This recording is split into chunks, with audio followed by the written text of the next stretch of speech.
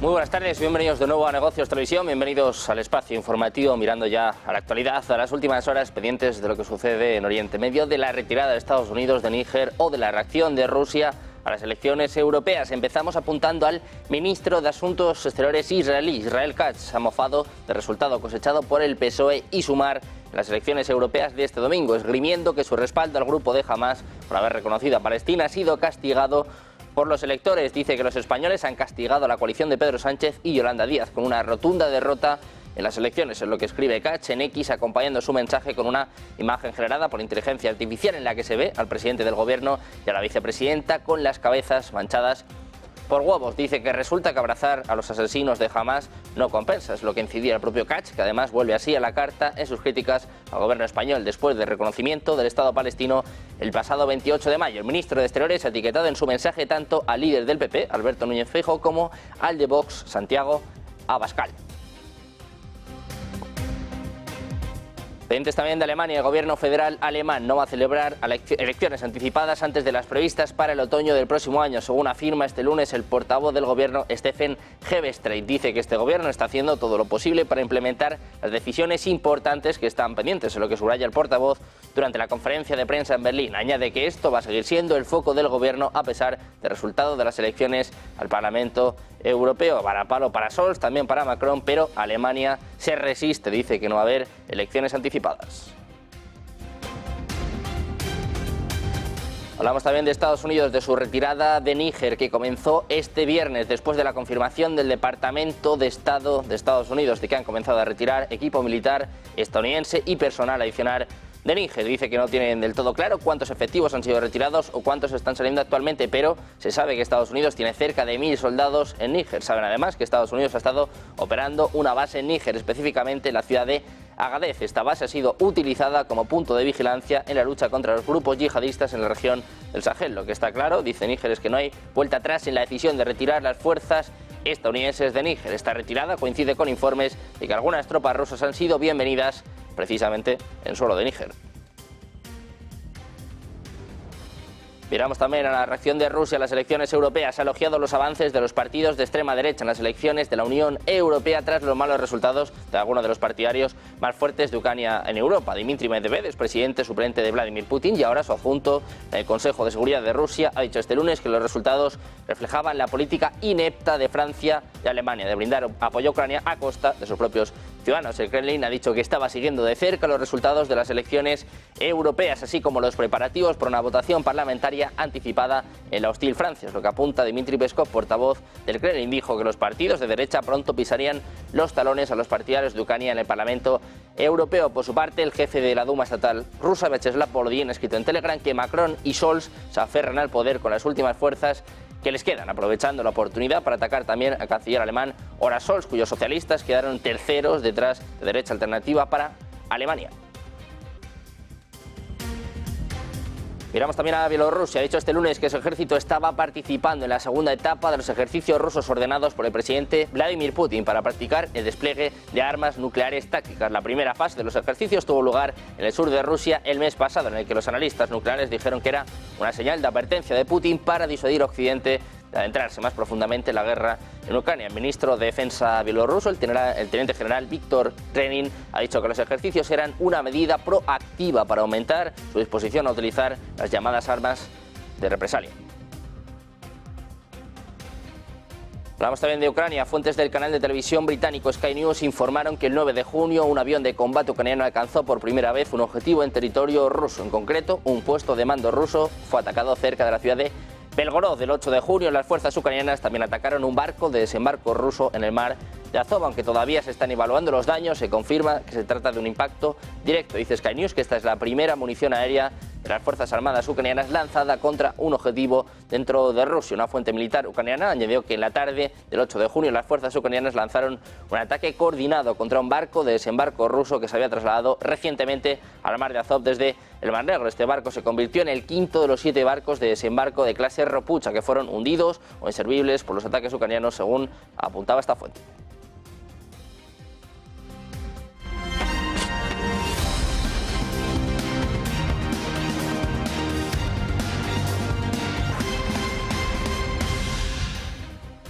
Bienvenidos de nuevo a Negocios Televisión, bienvenidos al espacio informativo, pendientes ya de toda la actualidad, todas las noticias de última hora. Empezamos poniendo el foco en Estados Unidos, su último desaire a Israel. Les contamos que la administración Biden, la administración del presidente Joe Biden, ha discutido la opción de negociar un acuerdo unilateral con Hamás para asegurar la liberación de 5 rehenes estadounidenses retenidos en Gaza. Si fracasan, las actuales conversaciones de alto el fuego que involucran a Israel es lo que apuntan 2 altos funcionarios estadounidenses actuales y 2 exaltos funcionarios a la cadena NBC.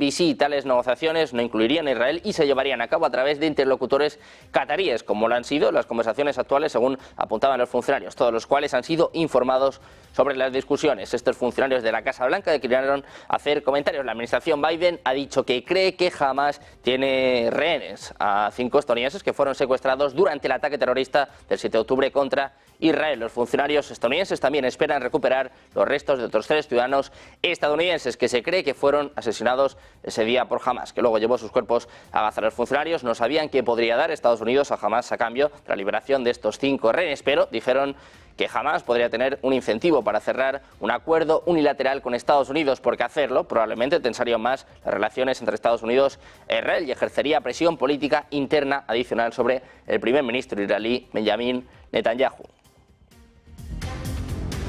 Por su parte, el ministro de Exteriores israelí Israel Katz se ha mofado del resultado cosechado por el PSOE y Sumar en las elecciones europeas de este domingo, esgrimiendo que su respaldo al grupo de Hamás por haber reconocido a Palestina ha sido castigado por los electores. Dice Katz que los españoles han castigado a la coalición de Pedro Sánchez y Yolanda Díaz con una rotunda derrota en las elecciones. Es lo que ha escrito Katz en X, acompañando su mensaje con una imagen generada por inteligencia artificial en la que se ve al presidente del gobierno y la vicepresidenta con las cabezas manchadas por huevos. Dice que resulta que abrazar a los asesinos de Hamás no compensa, es lo que incidía el propio Katz, que además vuelve así a la carta en sus críticas al gobierno español después del reconocimiento del Estado palestino el pasado 28 de mayo. El ministro de Exteriores ha etiquetado en su mensaje tanto al líder del PP, Alberto Núñez Feijóo, como al de Vox, Santiago Abascal.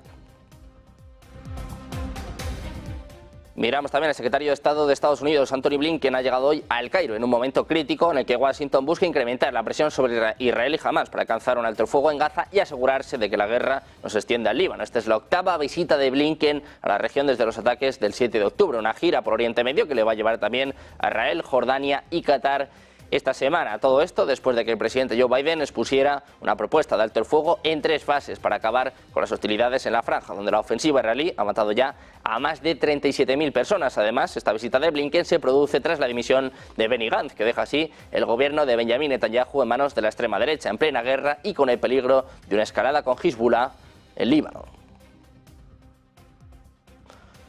Precisamente incidimos en esto, en el líder centrista israelí Benny Gantz, que ha dimitido en las últimas horas, abandona por discrepancias con Netanyahu y, según ha explicado, deja el gobierno de unidad nacional que lidera el primer ministro Netanyahu. Ha dicho que ha sido una decisión compleja y dolorosa. Según Gantz, en el gobierno de Netanyahu, las consideraciones políticas obstaculizan las decisiones estratégicas en la guerra de Gaza. Dice que Netanyahu está evitando una victoria real, por lo que ha decidido dejar el gobierno de emergencia que se formó tras el atentado del 7 de octubre perpetrado por Hamás. El primer ministro israelí Benjamin Netanyahu vuelve, por tanto, a quedarse con los mismos socios de coalición que antes de la guerra en Gaza, ultranacionalistas y ultraortodoxos. Benny Gantz, un respetado ministro procedente de la oposición y que integraba el minigabinete que toma las decisiones clave sobre la guerra, ha anunciado su salida del gobierno creado en octubre para gestionar la invasión de la franja de Gaza. El jefe de gobierno ha respondido al instante. Dice que Israel está en una guerra existencial en varios frentes y que Benny Gantz no era el momento, ni mucho menos, de abandonar esta campaña, sino que es el momento de unir fuerzas.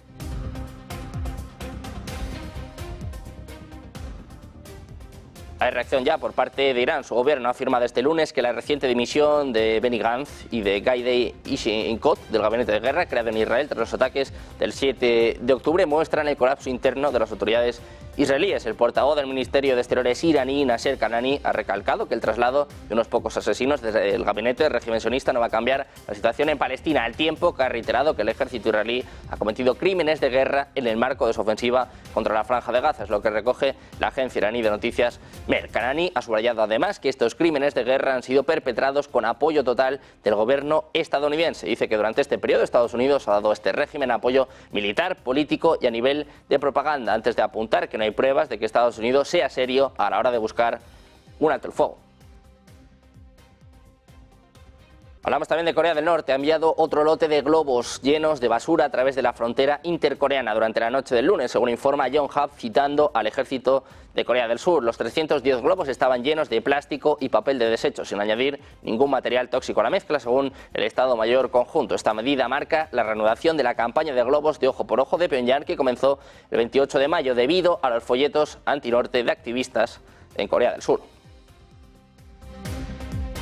Miramos también a Europa, que amanece en plena resaca electoral. El centro derecha del Partido Popular Europeo se reafirma como la primera fuerza política en la Eurocámara, buscando repetir la coalición que dio estabilidad en el ciclo pasado con liberales y socialistas, aunque tal vez tenga que incluir a los verdes si quiere acercar a la creciente extrema derecha. En su comparecencia anoche, von der Leyen apuntaba que es un resultado de responsabilidad, en el que el PP europeo es el que ha sido votado con mayoría. Apuntaba que el trabajo empieza desde hoy y que tendrán que tender puentes y trabajar con aquellos de mentalidad afín.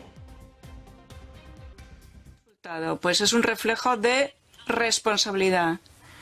El PP es el partido más votado. Hemos conseguido una mayoría impresionante. Pero esta fuerza nos obliga, por responsabilidad, a tomar medidas para que nuestra Europa siga fuerte. Este trabajo empieza desde mañana mismo. No tenemos tiempo que perder. Tenemos que tender los puentes necesarios y trabajar con aquellos de mentalidad afín y cuyos objetivos también sean afines. Tengo confianza, pero sé que me espera un camino arduo. Una von der Leyen que confía en iniciar su segundo mandato con el apoyo de los líderes europeos y aseguraba que durante su primer mandato demostró lo que puede conseguir una Europa unida. Aseguraba que su trabajo objetivo es por y con los europeístas pro-ucranianos y pro-Estado de Derecho. Denunciaba además los peligros que azotan el mundo y los intentos, dice, por desestabilizar y herir a Europa, y señalaba que no lo van a permitir. Lo escuchamos. En mi primer mandato he demostrado lo que una Europa fuerte puede llegar a alcanzar. Mi objetivo es continuar por esa vía con los europeístas, pro-ucranianos, pro-Estado de Derecho. Desde mañana este trabajo vuelve a empezar y continúa. Concluyo. Desde luego, estas elecciones no se celebran en un espacio vacío.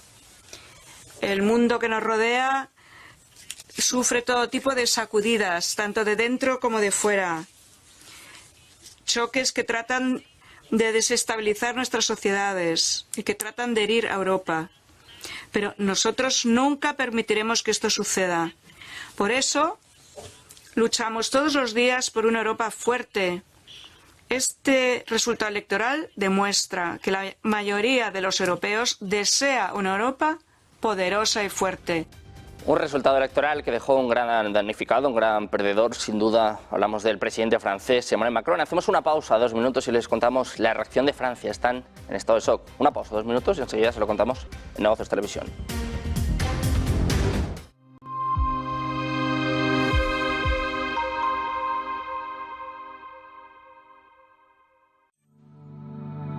Silver Gold Patrimonio nace en 2018 con el objetivo de innovar en el mercado de los metales preciosos de inversión, ofreciendo nuevas alternativas para que cualquier persona, familia o empresa pueda entrar en el fantástico mundo de los metales de inversión de forma sencilla y acompañada por consultores expertos en el sector.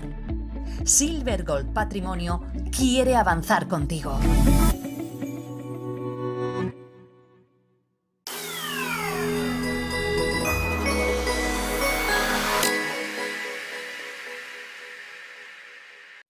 Hola amigos, ¿qué tal? Soy Javier Echeverry. Si algo soy es un apasionado de los mercados. Y si hay un mercado alucinante es Wall Street. Bienvenidos al nuevo cierre de Wall Street, donde vamos a tener el avance de las claves de José Antonio Bizner. Vamos a tener entrevistas, vídeo consultorio. Vais a ver dónde está el rigor del cierre de Wall Street. De verdad, veníos.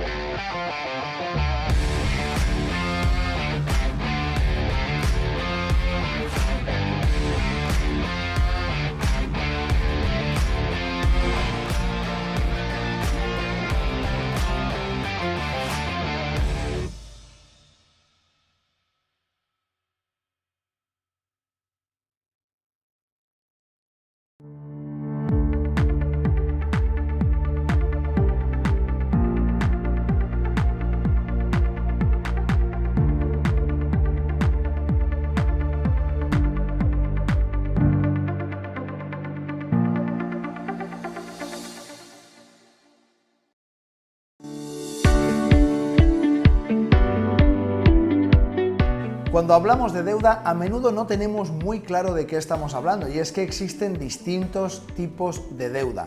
La deuda soberana es aquella que emiten los gobiernos en forma de bonos y que nosotros conocemos como renta fija. Es cuando el gobierno pide a inversores que presten su dinero para distintas funciones. Bueno, quiero hacer una carretera y no tengo suficiente dinero, lo que hago es emitir deuda y solicito que haya inversores que me presten ese dinero. Lógicamente, ese dinero se presta en un plazo determinado y ese plazo, una vez que llega a vencimiento, se reciben unos intereses. Exactamente igual que cuando nosotros pedimos un préstamo. Pero es que existe también un mercado secundario de la deuda donde las empresas emiten estos bonos, pero corporativos, y hacen un tipo de deuda muy distinta. Lógicamente, no tiene el mismo rating crediticio, no tiene la misma solvencia que un bono soberano, pero el bono corporativo es una manera de capitalizarnos con un riesgo más alto dentro de este segundo mercado, también muy importante.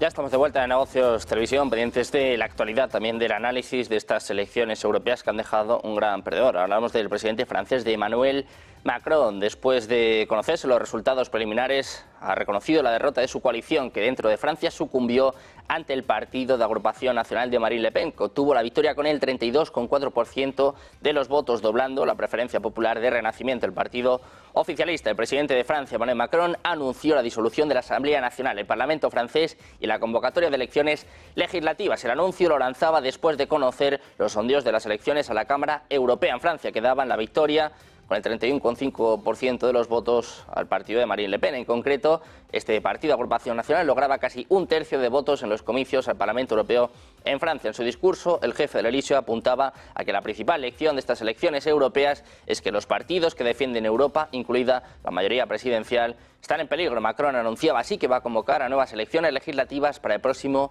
30 de junio.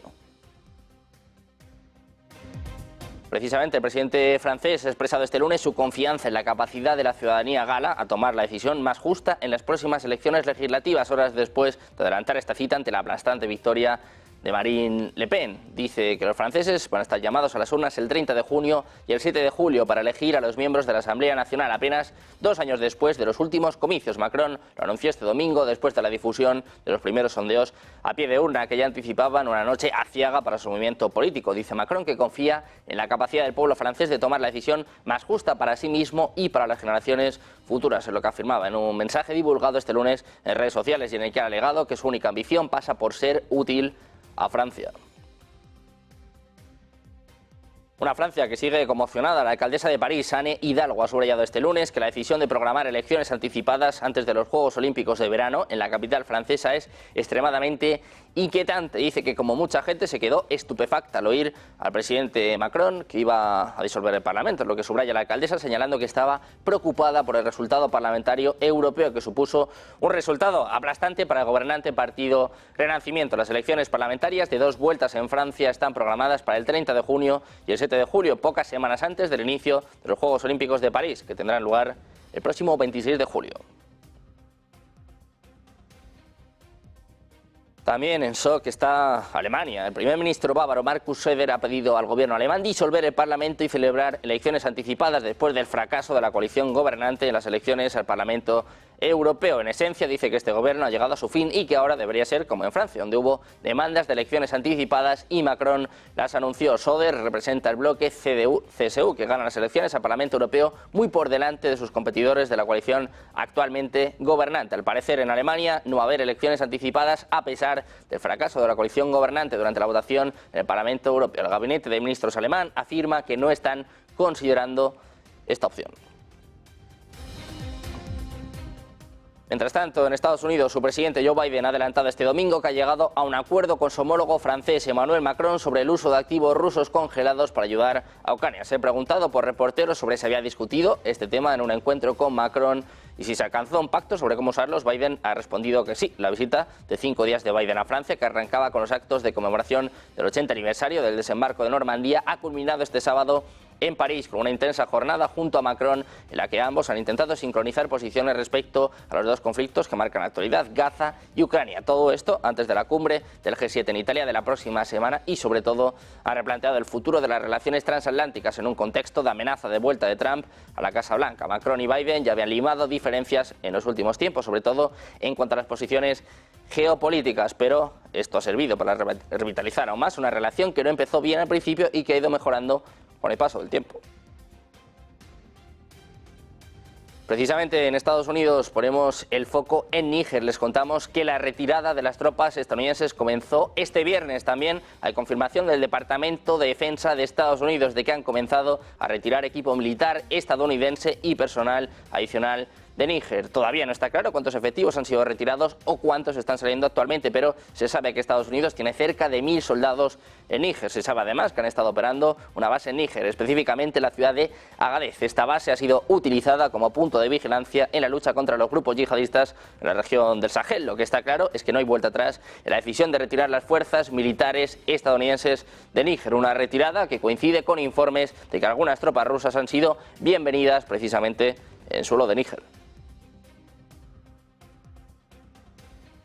Hablamos también de la CIA. No es la primera vez que se especula con lo que podría suceder si Rusia vence en Ucrania. El último en hacerlo fue el exdirector de la CIA, David Petros, en declaraciones recogidas por el medio británico The Sun, mencionando la opción de que el conflicto pudiera extenderse en ese supuesto si Putin tiene éxito. Además, ha mencionado un nuevo objetivo que Moscú tendría en caso de derrota ucraniana en el conflicto bélico. De hecho, llegó a afirmar que Putin no estaría satisfecho con Ucrania y apuntó al siguiente país. Dice que claramente Moldavia sería el siguiente. El pasado marzo, Chisinau anunció la suspensión de la aplicación del Tratado sobre Fuerzas Armadas Convencionales en Europa, por el cual se limitó el despliegue de tropas extranjeras en su territorio. Moldavia no sería el único objetivo. Petros también mencionó a las repúblicas bálticas, como por ejemplo Lituania. Dice que después podría ir a alguno de los otros países bálticos y que cree que queda claro que se debe escuchar a Vladimir Putin.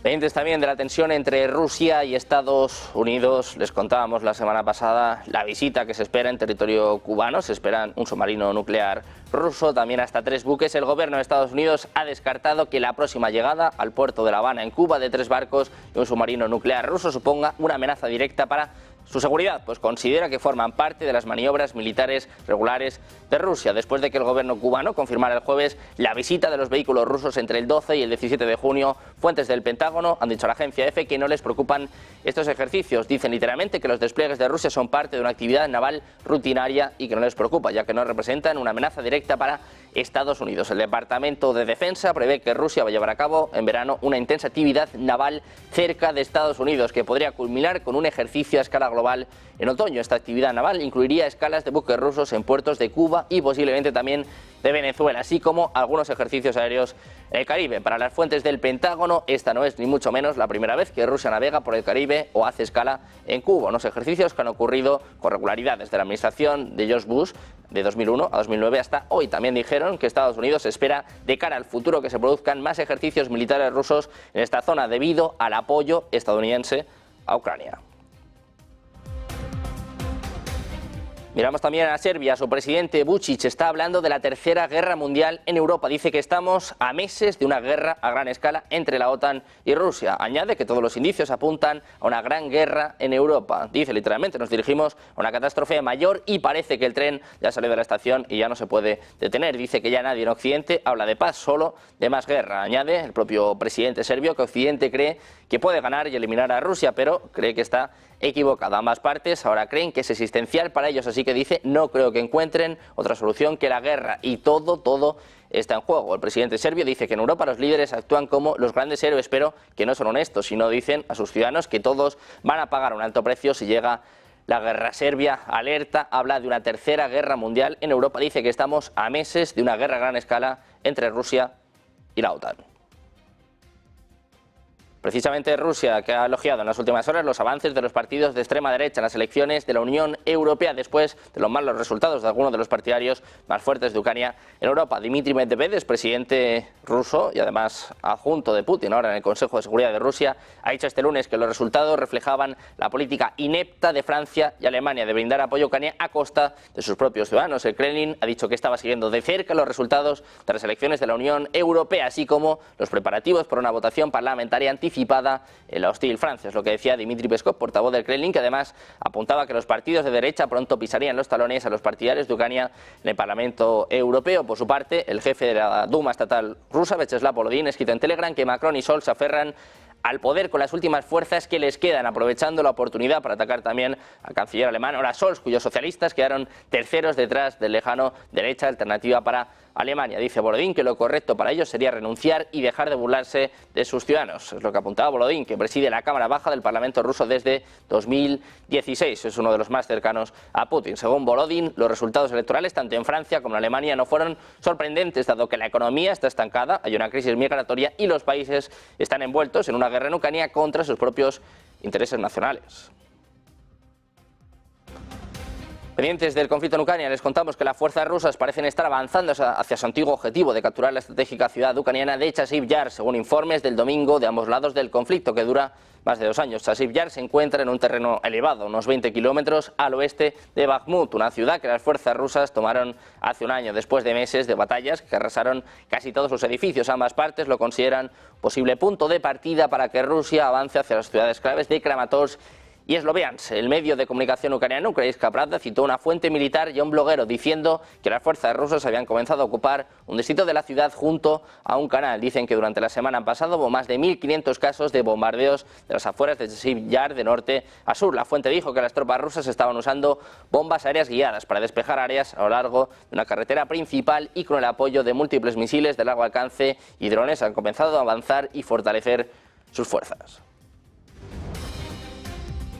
Desde Rusia ponemos el foco en los F-16, serían un objetivo ruso legítimo, incluso si tuvieran su base en aeródromos fuera de Ucrania. Es lo que afirma a RIA Novosti, el jefe del Comité de Defensa de la Duma estatal, Andrei Kartapolov. Anteriormente, el jefe de aviación de las Fuerzas Armadas de Ucrania, Sergei Kolusov, había declarado que los cazas trasladados a Kiev estarían estacionados en bases militares extranjeras. Dice Kartapolov que estamos hablando solo de aquellos aviones que participen en misiones de combate. Además de los aviones, Moscú también va a considerar objetivos legítimos los aeródromos desde los que se van a realizar estos vuelos, con todas las consecuencias consiguientes. Es lo que añade el jefe del Comité de la Duma estatal. Según Político, Ucrania podría recibir el F-16 este mismo verano. La publicación informa que Dinamarca, Noruega, Países Bajos y Bélgica van a trasladar más de 60 aviones a Kiev. El presidente ruso Vladimir Putin va a visitar Corea del Norte y Vietnam en las próximas semanas, según avanza hoy el periódico Vedomosti, citando a una fuente diplomática. El embajador ruso en Corea del Norte ha confirmado a rotativo que la visita de Putin a Pyongyang está siendo preparada activamente. Este medio apunta a que Putin podrá visitar Vietnam este mismo mes, posiblemente justo después de su paso por Corea del Norte.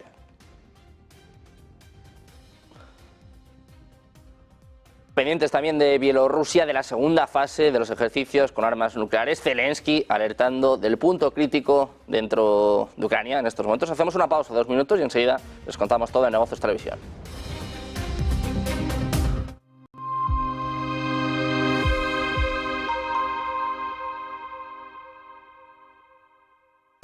¿Cuántas veces has dicho, aquí hay más de lo que nos están diciendo? ¿Cuántas veces has visto que lo que te están poniendo como fotografía principal para mirar la actualidad está con tonitos oscuros en algún lado que no terminas de descifrar? ¿Cuántas veces miras alrededor y dices, aquí hay más información de la que de verdad nos están dando? Ese es el objetivo de lo que la economía esconde. Un libro para intentar ver todos los detalles, todos los matices, todos los colores, todo lo que está oculto detrás de la fotografía, todo lo que nos dicen pero no nos están diciendo, y todo aquello que necesitas para tener una fotografía global de lo que de verdad quienes mandan están queriendo hacer, pero tú no tienes toda la información para ello.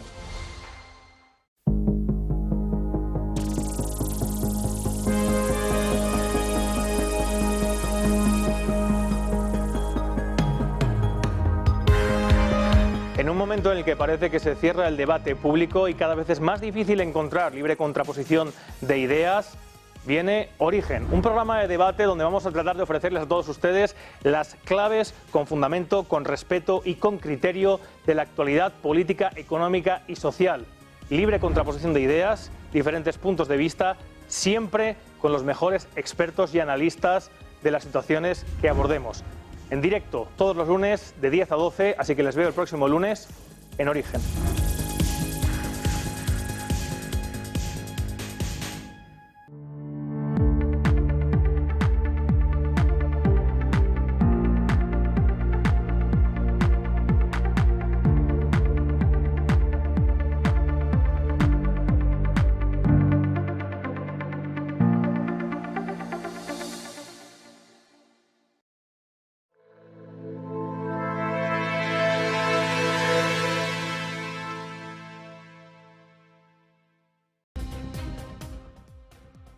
Ya de vuelta en Negocios Televisión, mirando la última hora, poniendo el foco en Bielorrusia, les contamos que ha dicho este lunes que ese ejército estaba participando en la segunda etapa de los ejercicios rusos ordenados por el presidente Vladimir Putin para practicar el despliegue de armas nucleares tácticas. La primera fase de los ejercicios tuvo lugar en el sur de Rusia el mes pasado, en lo que los analistas nucleares dijeron que era una señal de advertencia de Putin para disuadir a Occidente de adentrarse más profundamente en la guerra en Ucrania. El ministro de Defensa bielorruso, el teniente general Víctor Renin, ha dicho que los ejercicios eran una medida proactiva para aumentar su disposición a utilizar las llamadas armas de represalia. Miramos también a Ucrania. Fuentes del canal de televisión británico Sky News informan de que el 9 de junio un avión de combate ucraniano alcanzó por primera vez un objetivo en territorio ruso. Un puesto de mando ruso fue atacado cerca de la ciudad de Belgorod. El 8 de junio las fuerzas ucranianas también atacaron un barco de desembarco ruso en el mar de Azov. Dicen que aunque todavía se están evaluando los daños, si se confirma, se trata de un impacto directo. Dicen que es la primera vez que munición aérea de las Fuerzas Armadas ucranianas ha sido lanzada contra un objetivo dentro de Rusia. Una fuente militar ucraniana añadió que la tarde del 8 de junio las fuerzas ucranianas lanzaron un ataque coordinado contra un barco de desembarco ruso que se había trasladado recientemente al mar de Azov desde el Mar Negro. El barco se convirtió en el quinto de los 7 barcos de desembarco de clase Ropucha que fueron hundidos o inservibles por los ataques ucranianos, según apuntaba la fuente.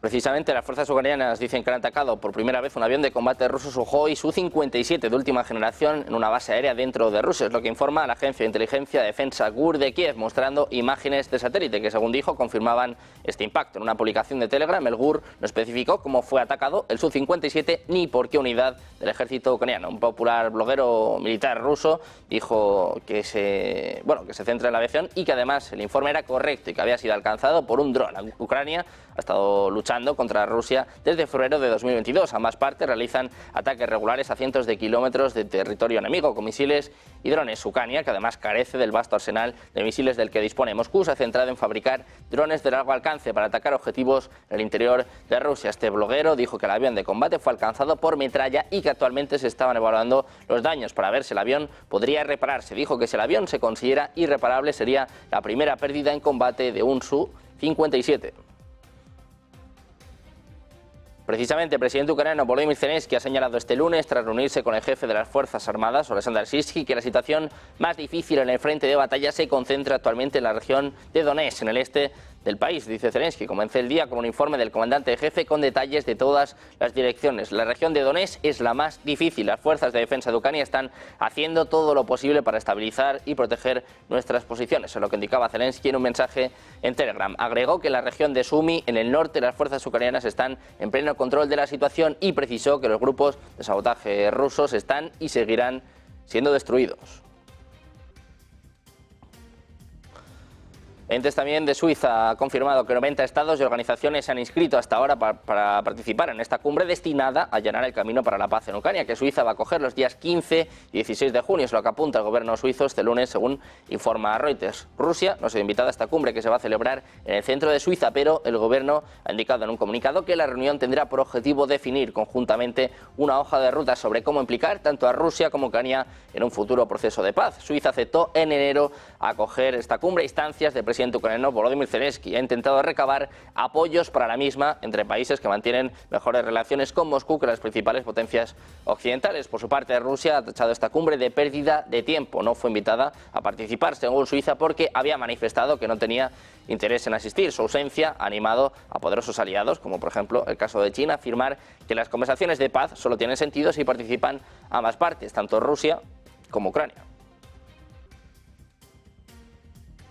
Miramos también a los BRICS. Varios países en desarrollo confían en la alianza para deshacerse de la dependencia de sus economías del dólar. En concreto, las naciones en desarrollo de Asia, África, América del Sur y Europa del Este están impresionadas con la agenda de desdolarización de los BRICS y la encuentran lucrativa. La mayoría de estas naciones tienen como objetivo unirse al bloque después de la cumbre de octubre de 2024. Poner fin a la dependencia del dólar va a brindar la oportunidad de fortalecer sus economías nativas y también dar un impulso a las monedas locales. Por lo tanto, esta cumbre de 2024 es la más crucial para los BRICS y también para las perspectivas de la iniciativa de desdolarización. El embajador de Rusia y China, Igor Morgulov, ha confirmado que 30 países buscan unirse a los BRICS después de la cumbre de 2024. Dice literalmente que hay unos 30 países que quieren unirse a la familia BRICS, según afirmaba el embajador ruso. Dice que por eso están elaborando las modalidades de una nueva categoría de países socios de los BRICS y utilizando activamente la divulgación y el mecanismo de diálogo BRICS Plus para interactuar con socios que no son BRICS en la cumbre de 2024. Explicó que en la próxima cumbre se va a decidir una nueva estrategia para asociaciones económicas de los BRICS con otros países. La asociación económica va a cubrir muchas empresas y finanzas que ayudan a las economías de los miembros.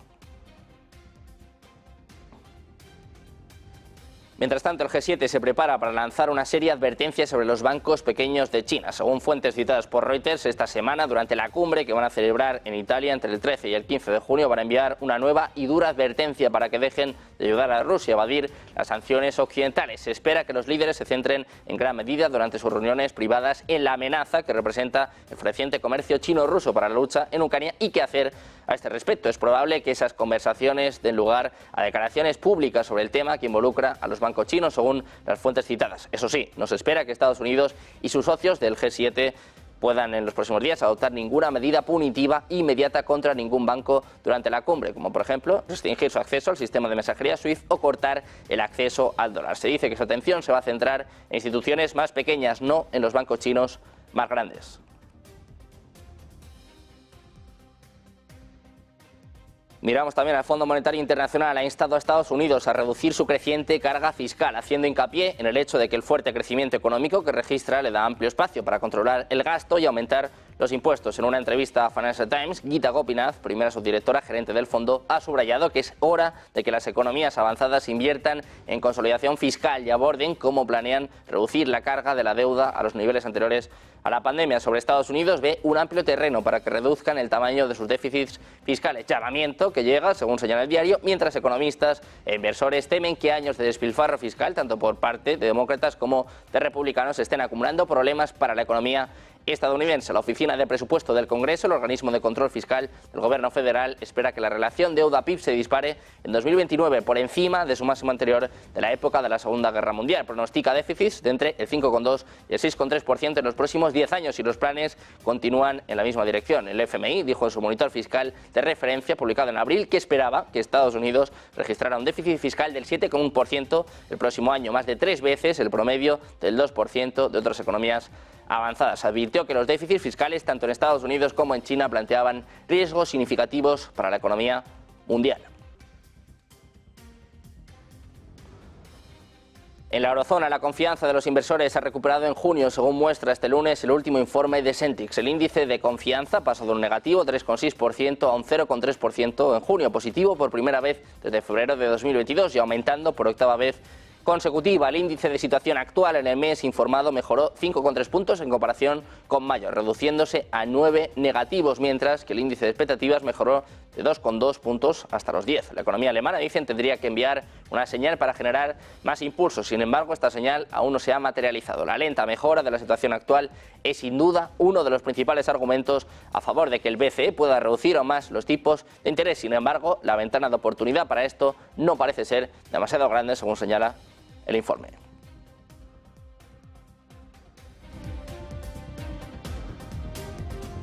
Pendientes de la actualidad geopolítica, económica, como siempre, de traerles el mejor análisis. Una pausa, un par de minutos, enseguida estamos de vuelta con los expertos en Negocios Televisión.